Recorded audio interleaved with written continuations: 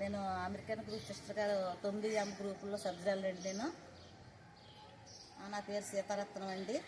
మరి అమ్మగారి గ్రూపు చేరకముందు నుంచి నేను ఏవో మొక్కలు వెనకాల ఖాళీ ఉండేదండి, పెంచుకునేదాన్ని. మరి అమ్మగారి గ్రూపులు చేరిన కాడి నుంచి వారు విత్తనాలు ఇస్తున్నారంటే సంవత్సరం విత్తనాలు ఇచ్చినప్పుడు తోటకూర, గోంగూర, చిక్కుడుకాయలు ఇవన్నీ ఇస్తున్నారండి. బెండ మొక్కలు అన్నీ ఇస్తున్నారు. మేము తెచ్చి మరి పెంచుకుంటున్నాం. మరి నేను పచ్చళ్ళు కూడా పడతా ఉంటానండి. ఇదిగో మొన్న విత్తనాలు ఇచ్చారు సిస్టర్ గారు. ఇదిగో పాలకూర వేసానండి, ఇలా వచ్చినాయండి మొక్కలు. పాలకూర అండి ఇది, అది చుక్కకూర అండి, అది బెండ మొక్కలండి.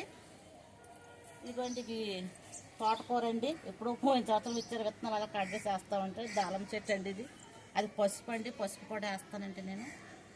ఆ తర్వాత నల్లేరండి, ఇది నల్లేరండి. మరి నల్లేరు ఇది ఎన్నో వీటికి ఉపయోగాలు ఉన్నాయండి. ఇది మోకాళ్ళ నొప్పులు, ఇప్పుడు అందరికీ మోకాళ్ళ నొప్పులు కదండి, బిల్డింగ్ ఎక్కి ఇది నల్లేరు కాడ తీసుకునండి చక్కగా కోసుకుని పచ్చడి చేసుకుని తింటండి మోకాళ్ళ నొప్పులు తగ్గుతాయనండి. నల్లేరు కాడ కూడా పేస్తున్నాను. పసుపు అండి ఇది, టమాటా వేసానండి. బీర మొక్కలు వేసినాక మనకు కొంచెం పోయాయండి వర్షానికి, మళ్ళీ వేస్తాను.